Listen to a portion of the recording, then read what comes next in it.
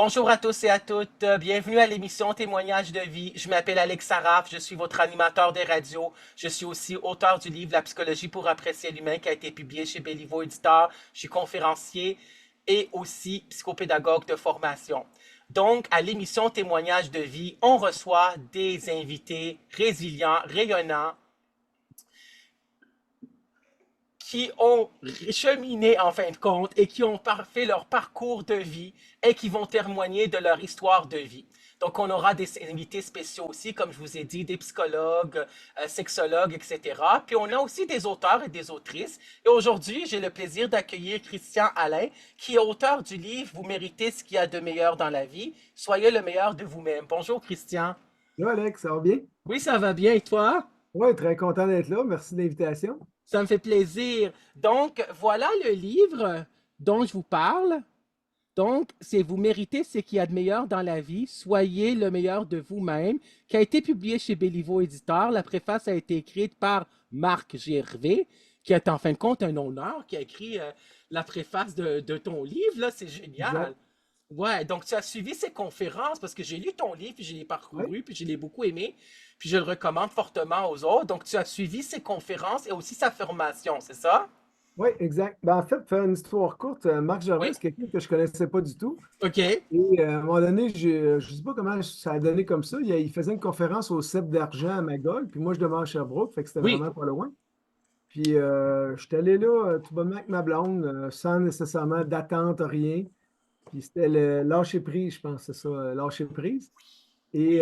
Et l'équilibre et le lâcher prise. Fait que moi, j'adorais son style très direct et tu sais, il vulgarise bien, mais c'est le genre de gars, moi, c'est le genre de gars-là, ça fit avec moi. Là. Oui. Et, tu sais, le genre de gars qui va lâcher des messages assez clairs, mais tu sais, c'est pas Oui. tout le monde qui sont prêts à recevoir ça, mais quand tu comprends le message, ça passe bien. Puis Oui. dans ce temps-là, il faisait comme un entracte, là, tu sais, il faisait une petite partie de conférence, après ça, il y avait une petite pause. Fait que pendant la pause, je vais le voir, puis il me dit hey, il dit Christian, il dit, je te connais pas, mais il dit toi, il dit, t'as-tu déjà pensé à écrire un livre? Fait que là, il me dit ça de même. Fait que là, je dis ben franchement, non. Fait que là, d'un coup, il me dit, tu devrais venir, je donne une formation comment écrire un livre, devenir auteur. Fait que je pars avec ça le soir de sa conférence, puis là, ça fait un bout de chemin. Je commence à réfléchir à ça. D'un coup, je dis, hey, si j'avais à écrire un livre, j'écrirais sur quoi? Puis là, ça a popé direct, là. Voyons, vous méritez ce qu'il y a de meilleur dans la vie, qu'est-ce que tu préfères pour Oui. obtenir ce que tu veux, tout ça. Écoute, un mois plus tard, j'avais sa formation, j'avais déjà écrit 30 pages. Fait que Oui. je me présente là, puis là, il explique tout comment écrire un livre, tout le kit. Fait que je jase un peu avec. Puis il fallait faire un genre de petite présentation orale. Fait Oui. que je demandais à des personnes de venir en avant pendant la formation, puis je vous donne un thème, puis vous m'improvisez ça. Fait que je suis parfait. Je lève la main, je m'en vais en avant, puis fait qu'il me dit, je dis, hey, ça m'a fait penser à quelque chose, j'ai commencé à écrire. Fait que je dis, je lâche de même, je dis, toi, serais-tu prêt à écrire ma préface, tu sais? Sans joke, je la connais presque pas. Oui. Il dit, je te l'écris, j'accepte ton offre. Fait que, tu sais, il n'a pas écrit une grosse préface parce qu'on se connaît pas, mais j'ai vraiment apprécié. Puis, Ben tu sais, oui. Marc, c'est pas le genre, je veux dire, il fera pas ça à tout le monde. Je veux dire, fait que je me suis senti privilégié. Ben oui. Sûr que le fait qu'il ait fait des arts martiaux, que j'en fais, puis j'enseigne ça, et sûrement que, tu sais, des petits atomes crochus. Fait que, écoute, ça a déboulé après ça. Le livre, ça a pris 2 mois, puis tout est écrit. J'avais écrit au-dessus de 200 pages. Puis, mais tu sais, moi, je suis quelqu'un d'intense dans la vie. Hein. Quand je fais quelque chose, je le fais à 100%. C'est je le fais ou je le fais pas. Puis si je fais de quoi, je pense juste à ça. Fait que, tu sais, ça m'était rendu obsessif, moi, jour et nuit, là, peu importe ce que j'étais. Ma blonde, je pense qu'elle était contente quand je l'ai fini parce que tout moment, tout moment était un bon moment pour écrire de quoi. Tu sais, j'étais à quelque part, j'avais un crayon puis une feuille, puis ça sortait. Puis, tu sais, Alex, moi, Oui. je suis pas top en français, je suis pas un gars qui lisait, je ne lis que des livres de croissance personnelle. Ça, j'ai toujours adoré ça. Tu Oui. sais, je suis pas quelqu'un qui lit des romans puis qui passe. Fait que, tu sais, moi, il faut que je lise pour apprendre. Il faut que je lise, il faut que ça me stimule en dedans, puis que, tu sais, sinon, lire juste pour j'aime mieux écouter un film que de lire un roman, mettons. Hein. Oui. Fait Oui. qu'en gros, Oui. Mais c'est ça, j'ai lu dans le livre que tu avais écrit ce livre-là. Vous méritez ce qu'il y a de meilleur dans la vie. Tu l'as écrit en 2 mois. ouais, ouais. Ah, que ça a été 100% dans ta tête pendant ces 2 mois-là, Ouais, puis que tu écrivais plusieurs pages ici, plusieurs pages là. Puis Marc ouais. Gervais, moi je le connais parce que j'ai suivi aussi sa conférence sur la dépendance affective. Donc, Ouais. c'était en soirée, je me rappelle plus Oui, c'était oui, où, là, mais je pense que ouais. c'était pas, je sais pas si c'était à Montréal, je me rappelle plus. Puis j'avais acheté deux de ses livres aussi, j'ai aimé sa conférence aussi. Ben, c'est sûr que Ouais. c'est tout un honneur qui a écrit la Ben, préface de ton livre. et tu sais, Marc, il vend de mes livres dans ses conférences. C'est ça qui est le Oui, fun parce que je dirais que je suis chanceux parce que, tu sais, il est limité aussi. Il faut qu'il vende des livres de oui, sa maison d'édition, oui, les autres auteurs. Mais là, vu qu'il a fait ma préface, ben, ça passe, tu sais. c'est génial. Mais c'est ça, tu sais, puis je suis encore en contact avec de temps en temps. Tu sais, je peux Mais oui, l'appeler quand je veux. Il m'avait offert aussi de faire des conférences à un moment donné, là, oui, il me chapeauter. Mais là, avec la pandémie, tout a été chamboulé. Au début, il avait comme formé une équipe là, qui a des conférenciers. Fait que, puis moi, là, avec l'école, le travail, mon entreprise, là, tout ce qui est conférences a été mis un petit peu de côté. ouais, je Puis comprends. pourtant, ma conférence est toute montée. J'ai monté ça pendant la pandémie. Ah oui. Ouais. Donc, est-ce que tu vas donner des conférences à un moment donné, tu Oui, penses? oui, oui. Ah, ben Ben, je c'est suis quand même génial. disponible. C'est sûr, si quelqu'un m'offrirait, j'irais Mais parce que oui, mais je te dirais, pour l'instant, je ne m'affiche pas partout parce que ouais, tu sais, il reste quelques temps encore en enseignement à faire. Puis là, tu oui, sais, je travaille quand même 5 jours semaine, plus les fins de semaine, plus le soir, oui, la famille, fait que je suis très occupé. oui. Mais tu sais, c'est un projet à long terme, là. Il me reste, Ben disons, oui. ma carte Donc, de visite, ma carte d'entrée est là. Fait que c'est ça, ma carte génial. d'entrée. Ben oui, Fait que, exactement. c'est dur pour Quand des on a... conférences, tu n'as pas de livre, rien, hein? Ouais, oui, c'est sûr. Quand on a écrit un livre, ben c'est ça. Ouais. Donc, je te présente aux ceux qui ne te connaissent pas. Tu es aussi coach certifié en PNL, programmation neurolinguistique, et tu en Mhm. parles de cela dans ton livre. Tu es éducateur physique. En fin de compte, tu es professeur en éducation physique dans une Ouais. école secondaire depuis Non, plus que... primaire. Oh, primaire, Primaire. excuse-moi. Ouais, ça fait 25 ans Tu déjà. as fait 25 ans dans une école primaire, c'est Ouais. vrai. Et tu es professeur d'arts martiaux aussi et Ouais, propriétaire du centre énergétique et arts martiaux de Sherbrooke. exact. Donc, tu as fait beaucoup de choses en fin de compte dans ta vie. Donc, Ouais. j'ai lu beaucoup d'extraits. Puis, on va le survoler un à un. Mais OK. on ne passera pas plusieurs minutes dans chacun des extraits.